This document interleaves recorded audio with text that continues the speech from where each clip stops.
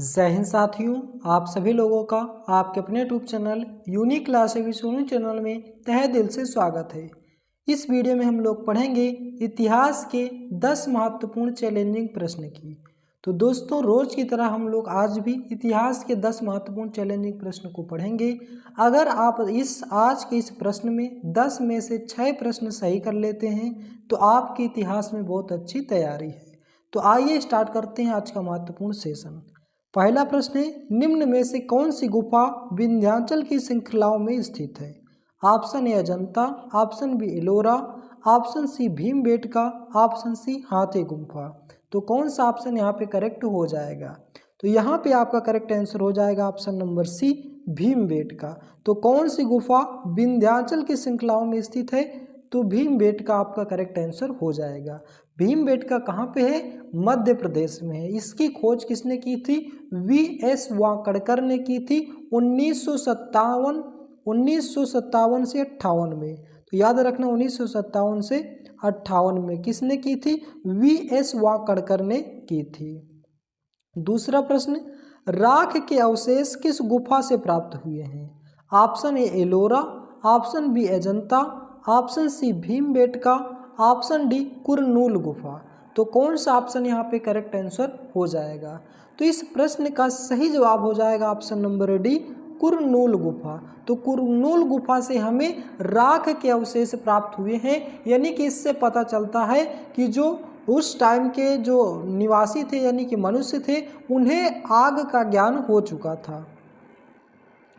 Next प्रश्न है हमारा, कितने हड़प्पाई स्थलों को नगर की संज्ञा दी गई थी? Option A 7, option B 5, option C 8, option D 12। तो हड़प्पा के मतलब कितने ऐसे स्थल थे जिन्हें नगर की संज्ञा दी गई थी? तो यहाँ पे आपका करेक्ट आंसर हो जाएगा ऑप्शन नंबर ए। तो 7 ऐसे नगर थे स्थल थे जिन्हें नगर की संज्ञा दी गई थी, और जिनमें से सबसे ज़्यादा प्रमुख थे हड़प्पा और मोहनजोदड़ो। तो ये आपको याद रखना है। नेक्स्ट प्रश्न है हमारा, निम्नलिखित में से किस हड़प्पा स्थल पर घोड़े की हड्डियां प्राप्त नहीं हुई थी? Option A Lothal, option B Surkotada, option C Kalibangan, option D Alamgirpur. तो कौन सा ऑप्शन यहाँ पे करेक्ट आंसर हो जाएगा? तो यहाँ पे आपके इस प्रश्न का सही जवाब हो जाएगा ऑप्शन नंबर डी आलमगीरपुर। मतलब लोथल से हमें घोड़े की हड्डी के साक्ष्य मिले हैं, सुरकोटदा से भी मिले हैं, कालीबंगा से भी मिले हैं, लेकिन आलमगीरपुर से हमें घोड़े की हड्डी के साक्ष्य नहीं मिले हैं। नेक्स्ट प्रश्न है हमारा, जोरवे संस्कृत का विस्तार किस प्रदेश में है? मध्य प्रदेश, महाराष्ट्र, बिहार या राजस्थान? तो यहाँ पे आपका करेक्ट आंसर हो जाएगा ऑप्शन नंबर बी महाराष्ट्र। इसका विस्तार लगभग 1400 से 700 ईसा पूर्व के बीच में माना जाता है, और ये संस्कृत का विस्तार किस प्रदेश में है? महाराष्ट्र में। लगभग पूरे महाराष्ट्र में देखा जाए तो एक प्रकार से कि पूरे महाराष्ट्र में भी संस्कृत का विस्तार है।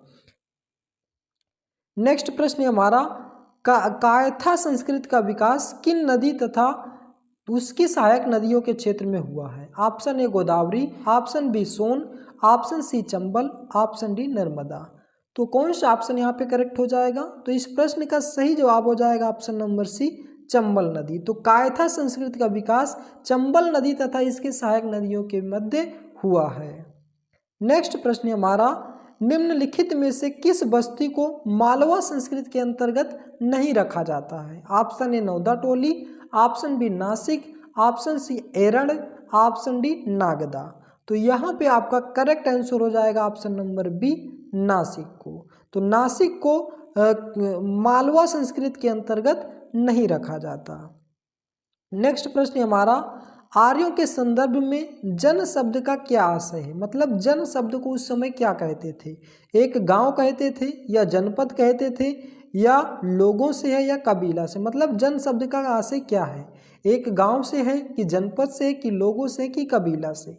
तो यहाँ पे आपके इस प्रश्न का सही जवाब हो जाएगा ऑप्शन नंबर डी कबीला से है। नेक्स्ट प्रश्न है हमारा, इतिहास में राजा सुदास तथा 10 राजाओं के संघ के मध्य युद्ध को किस नाम से जाना जाता है? मतलब 10 राजाओं के मध्य युद्ध को किस नाम से जाना जाता है, जो कि राजा सुदास के बीच युद्ध हुआ था? पोरस का युद्ध, मैराथन युद्ध, 10 राग युद्ध या इनमें से कोई नहीं। तो इस प्रश्न का सही जवाब हो जाएगा ऑप्शन नंबर सी, 10 राग युद्ध। जो राजा सुदास और 10 राजाओं के मध्य में युद्ध हुआ था, इसे 10 राग युद्ध के नाम से जाना जाता है। नेक्स्ट और लास्ट प्रश्न है, इस प्रश्न का ऋग्वेद के नदी सूक्त में कितनी नदियों का उल्लेख है? Option A 20, option B 21, option C 25, option D 31। तो यहाँ पे इस प्रश्न का सही जवाब हो जाएगा ऑप्शन नंबर बी 21। तो ऋग्वेद के नदी सूक्त में 21 नदियों का जिक्र किया गया है, जिसमें पूर्व में देखा जाए तो गंगा नदी है, पूर्व में कौन सी नदी? गंगा नदी है, और पश्चिम में देखा जाए तो कुबा यानी कि काबुल नदी शामिल है। तो ये आपको याद रखना है। तो अब आप जल्दी से कमेंट करके बताएंगे कि 10 प्रश्न में से टोटल आपके कितने स्कोर रहा है। तो इसका कमेंट बॉक्स में आप जरूर आंसर देंगे। वीडियो आपको कैसा लगा, इसका जवाब आप हमें कमेंट बॉक्स में देंगे। यदि आप हमारे चैनल पर नए हैं तो चैनल को सब्सक्राइब करेंगे, वीडियो को लाइक करें और ज़्यादा से ज़्यादा शेयर करें। दोस्तों, जितने भी मोस्ट इम्पॉर्टेंट प्रश्न रहेंगे उन्हीं प्रश्नों को आपके सामने रखा जाएगा जो थोड़ा सा डिफिकल्ट लेवल के होंगे। तो आज का वीडियो बस यहीं तक, मिलते हैं नेक्स्ट वीडियो में। जय हिंद, जय भारत।